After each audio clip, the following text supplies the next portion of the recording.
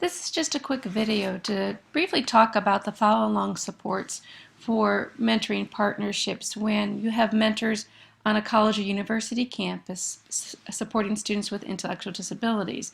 And we want to help foster those positive relationships and provide accountability at the same time.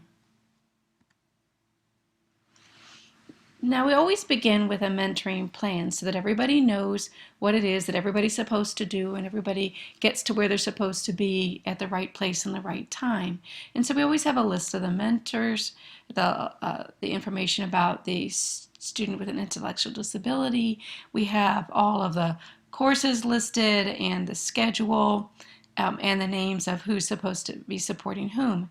And sometimes we'll have people that are actual certified, determined peer mentors, and then we might have somebody that as a natural support that sort of bubbled up from the class that's willing to support the student within the class. And you can see that person represented down here, and all the other peer mentors listed across the courses or the opportunities in which they've been assigned to mentor.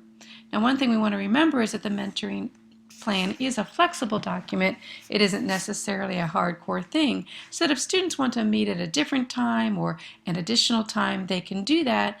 And students with intellectual disabilities can certainly choose to spend their time the way they like to spend their time and not necessarily have to hold to a particular schedule. And we know that different things come up, and college students have very flexible schedules. But there is an agreement that if you are in a mentoring plan and there is a particular date and time or day of the week and time when you're supposed to meet with someone, that you do follow that schedule with some integrity. If students can't attend a mentoring session, then it is their responsibility to text or contact their mentoring partner. Mentoring partners without disabilities are also expected to keep an activity log with the dates and the times, the number of minutes that they spent supporting and working with and hanging out with an individual with an intellectual disability. And just to kind of give them a brief idea of the types of activities they do, like did they study with them? Did they go to class with them? Did they go to lunch? Was it a fun activity or more of a or social activity or work or academic related activity? Mentoring partners without disabilities are also asked to write regularly scheduled reflections about their experiences. And the basic components of those reflections are really to answer three questions: what, so what, and now what? And the what is for mentoring partners to describe a particular activity or that they engaged in, or something that they witnessed or that they heard that gave them some kind of intellectual or emotional response. And then they have to talk about why that was a significant thing that happened. Why did it matter to them? Did it make them angry? Did it make them sad? Are they celebrating a particular situation? What makes them feel good about the experience? And then the now what of the activity is for mentoring partners to think about, oh, because this experience happened, because I had this experience, and it elicited this emotional or intellectual response, now what? What am I going to do about it? How do I change the next time I work with my mentoring partner and meet with them? Is there something I need to say or do differently in light of this new information from this past experience? Students can also reflect on what this means to them within their discipline, so that if they're going to be teachers, what do they learn from this experience that's going to impact their teaching? Or if they're social workers or nurses, how is this going to impact them in the profession? It's also often helpful to have periodic mentor meetings where mentoring partners without intellectual disabilities can actually get together and just talk about their experiences and what they're learning from their experiences. If a mentoring partnership is truly a two-way street, then there has to be some gain and some benefit for the mentoring partners without disabilities.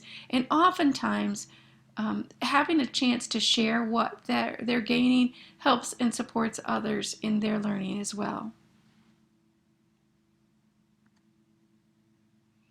It's important for the coordinator of the mentoring program to keep open lines of communication with the mentoring partners, both sets of partners. So everybody should be able to feel comfortable to be able to email, call, stop in an office to talk about either problem situation, to share something cool that really happened, or even just to talk about the logistics of the program.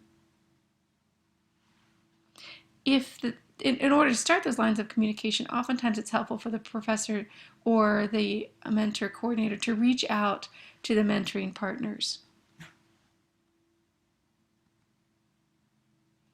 It's really important in a mentoring partnership to continue to include families, whether that be siblings or parents, or even other students who are working with the students. So there might be multiple mentoring partners, and perhaps they need to collaborate and coordinate their efforts particularly if they're helping a mentor with an assignment, an academic assignment that they're trying to do.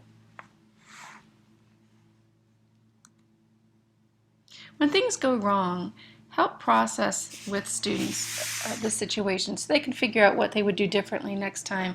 Ask them what their perception is of the incident that occurred. Talk about the significance or the relevance of the situation. Why is it problematic? Ask them what they think caused the problem situation, how they might handle it in other mentoring situations or in other non-mentoring situations. So if they have a friend who doesn't have a disability and the same situation would occur, what would they do? Brainstorm possible solutions, choose a solution, and implement it and reflect on what was learned from the experience, all within this time together. Now, this isn't just for the mentoring partners that don't have disabilities, but this would be the same process that you would engage in if a student with an intellectual disability were to come in and approach you about something that's going wrong or something they feel uncomfortable with in the mentoring partnership. There have been occasions when mentoring partners need to be changed based on truly differences in personality, but for the most part it's best to try to problem solve those situations, because that's what happens in real life. That sometimes we end up working with someone or being partnered with someone that isn't exactly a great match for us. So what do we do and how do we handle that?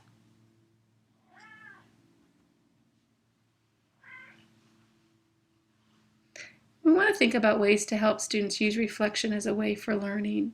And so we might remind them that this is an emergent process, and sometimes we have to remind ourselves of that as well. It's not perfect. We're talking about relationships and we're talking about people, so sometimes relationships take time to develop.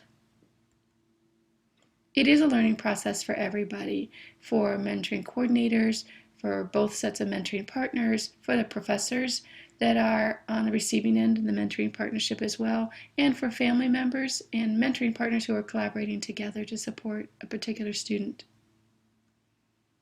And it's a shared process because we don't do this in isolation. It's about a partnership and it's about collaboration. I hope you found this information helpful as you begin to think about ways to support mentoring partnerships.